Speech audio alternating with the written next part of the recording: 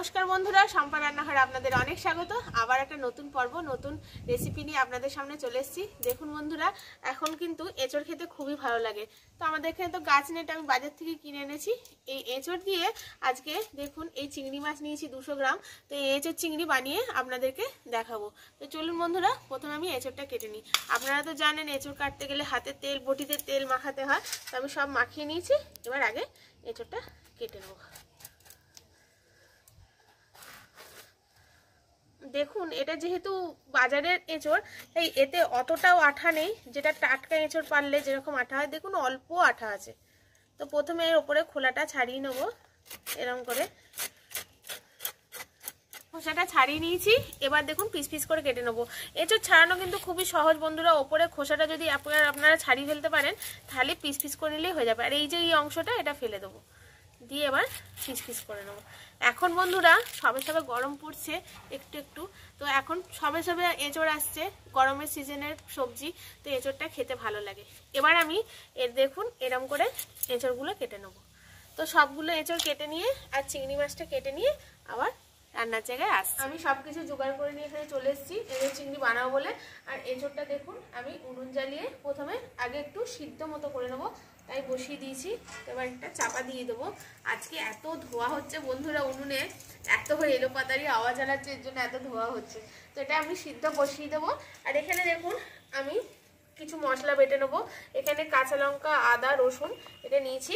এটা প্রথমে আমি পেস্ট করে নেবো। এঁচড়টা ফুটে গেছে দেখুন। এখানে আমি দিয়ে দেবো অল্প একটু হলুদ, খুবই সামান্য দেবেন, তাহলে কি হবে, এঁচড়ের যে কষটা থাকে সেই কষটা বেরিয়ে যাবে। এটাকে এবার বেশিক্ষণ না, 10 মিনিট বা 5 মিনিট মতো ফুটিয়ে নিলে এটা হয়ে যাবে। এটা এখন ফুটতে দিয়েছি। আর ততক্ষণ এখানে আদা, রসুন, কাঁচা লঙ্কা আর গরম মশলাটা আমি বেটে নেব। দেখুন বন্ধুরা, চিংড়ি মাছ যখন ছাড়াইনি তখন কতটা ছিল, ছাড়িয়ে কইটুকুনি হয়ে গেছে দেখুন। এঁচড়টা দেখুন হালকা ভাপিয়ে নিয়েছি আমি। এবার এটাকে নামিয়ে নেবো। আর এই জলটা কিন্তু ফেলে দেবো, এই জলটা কিন্তু তরকারিতে দেবো না, তাহলে কি হবে, এঁচড়ের যে কষটা সেটা বেরিয়ে যাবে।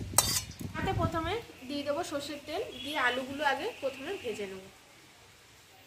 তেলটা গরম হয়ে গেছে, আলুগুলো দিয়ে দেবো, দিয়ে লাল লাল করে ভেজে নেব। ভাজা হয়ে গেছে, এবার আমি তুলে নেবো। আর এখানে আমি জলটাও ছেঁকে নিয়েছি, এঁচড়টা সিদ্ধ করেছিলাম। এবার এতেই আমি চিংড়ি মাছগুলো ভেজে নেব। একদম কষা মাংসের মতো খেতে হয় কিন্তু ঠিকঠাক করে বানালে। তো চিংড়ি মাছে দিয়ে দেবো লবণ, দিয়ে দেবো অল্প একটু হলুদ,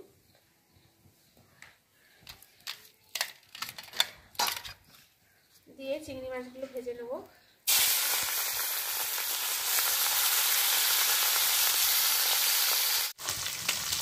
চিংড়ি মাছগুলো ভাজা হয়ে গেছে। এবার এগুলো আমি সব এই এঁচড়টার উপরেই তুলে নেব, দিয়ে এই তেলটাতেই আমি মশলাটা কষে নেব।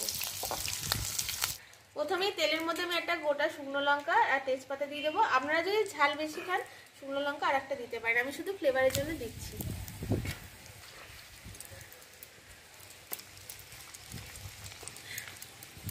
এবার এর মধ্যে দিয়ে দেবো প্রথমে পেঁয়াজ কুচি।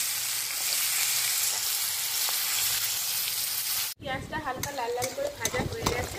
এবার এর মধ্যে আমি দিয়ে দেবো যে আদা, কাঁচা লঙ্কা, রসুন বেটে রেখেছিলাম, সেটা পেস্টটা দিয়ে দেবো। আর এখানে দিয়ে দেবো টমেটো কুচি। এইগুলো যখন দেবো বন্ধুরা, তার সাথে একটু লবণও দিয়ে দেবো। তাহলে কি হবে, লবণটা দিলে এই টমেটোটা গলে যাবে আর পেঁয়াজটাও একটু গলে মতো যাবে। তো পুরো যে তরকারিতে লবণ লাগবে সেই পুরো লবণটাই আমি দিয়ে দিলাম। দিয়ে এবার খুব ভালো করে এটা কষতে থাকবো, আর যতক্ষণ না এই মশলার কাঁচা গন্ধটা চলে যাচ্ছে। মশলাটাকে খুব ভালো করে কষে নিয়েছি। এবার এর মধ্যে আমি দিয়ে দেবো দেখুন মশলা বাটা জল রেখেছিলাম, এটা দিয়ে দেবো। মশলা বাটা জলটা আমি ঠান্ডায় দিলাম বন্ধুরা। এরপরে যা জল অ্যাড করবো সেটা ঈষৎ উষ্ণ গরম জলে আমি অ্যাড করব, এটা আমি আগেই করে নিয়েছি। এবার এর মধ্যে দিয়ে দেবো হালকা কাশ্মীরি লঙ্কার গুঁড়ো। আপনারা যদি ঝাল বেশি খান তাহলে ঝাল লঙ্কার গুঁড়ো দেবে। আর এখানে দিয়ে দেবো অল্প জিরে গুঁড়ো, দিয়ে দেবো পরিমাণ মতো হলুদ গুঁড়ো, আর দিয়ে দেবো অল্প একটু চিনি। আপনারা যদি চিনি না খান এটাকে স্কিপ করতেও পারেন। তো আমি একটু স্বাদ আনার জন্য অল্প একটু চিনি দিলাম। ব্যাস, এটাকে বেশ ভালো করে আমি কষে নিয়েছি। এবার এর মধ্যে আমি আলু, চিংড়ি মাছ আর এঁচোড়টা অ্যাড করে খানিকক্ষণ কষে নেব। তারপর এটাতে আমি গরম জল অ্যাড করবো পরিমাণ মতো। এঁচোড় চিংড়ি বন্ধুরা খুব একটা কিন্তু ঝোল ঝোল মতো হয় না, একটু রসা রসা মতো হয়। তো খুব একটা বেশি জল অ্যাড করতে হবে না। আপনারা জল অ্যাড করলে কিন্তু ঈষৎ গরম জলই অ্যাড করবেন যে কোনো তরকারিতেই, তাহলে খেতে কিন্তু ভালো হয় তরকারিটা। এবার এটাকে কিছুক্ষণ ধরে আমি কষে নেব।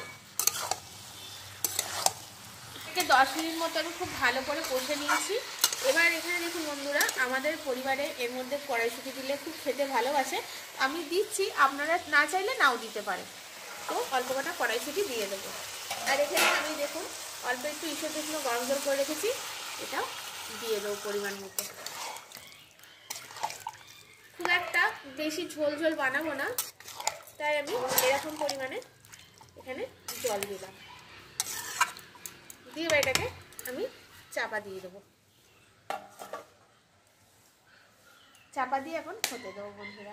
যতক্ষণ আমার এই তরকারিটা ফুটছে, আমি এখানে কিছুটা গরম মশলা বেটে নেবো। দেখুন 3টে এলাচ নিয়েছি, 4টে মতো লবঙ্গ নিয়েছি, দারচিনি নিয়েছি। এটাতে আমি রোস্টেড গরম মশলা দেবো না, কারণ রোস্টেড গরম মশলা এটা দিলে টেস্ট আসবে না, তাই আমি এটা কাঁচা গরম মশলা বেটে দিচ্ছি। এত হাওয়া চালাচ্ছে বন্ধুরা যে উনুন একদম মানে ধরতেই চাইছে না, এদিক ওদিক হয়ে যাচ্ছে।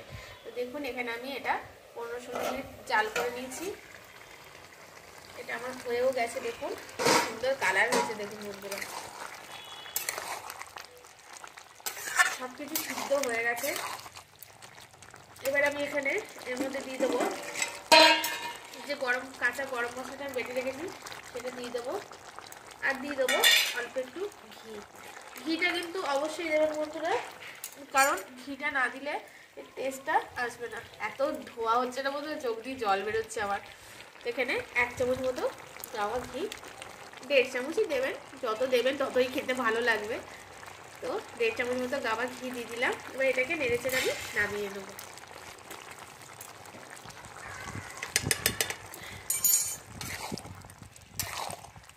গরম মশলাটা যাতে পুরো তরকারির সাথে মিশে যায় সেরকমভাবে নেড়েচেড়ে নামিয়ে নেব। এই তরকারিটা বন্ধুরা শুধুমাত্র ভাত দিয়ে নয়, এই তরকারিটা কিন্তু আপনারা রুটি দিয়েও খেতে পারেন। রুটি দিয়ে খেলেও কিন্তু এই তরকারির ঝুড়ি মেলা ভাত।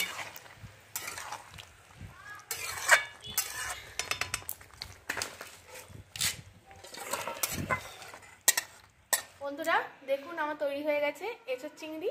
এইরকম পদ্ধতিতে আপনারাও বাড়িতে বানিয়ে খান, দেখবেন খুবই সুস্বাদু খেতে হয়। আর এইরকম সময় প্রথম এঁচোড় উঠছে তো খেতে খুবই ভালো লাগে। যা গন্ধ বেরোচ্ছে না বন্ধুরা, কি বলবো।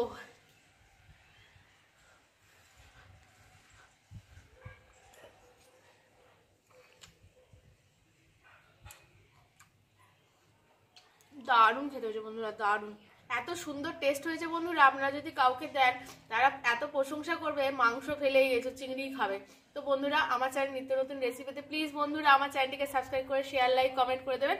তো আজকের মতো টাটা বন্ধুরা, আবার আসবো নতুন রেসিপি আপনাদের সাথে শেয়ার করার জন্য।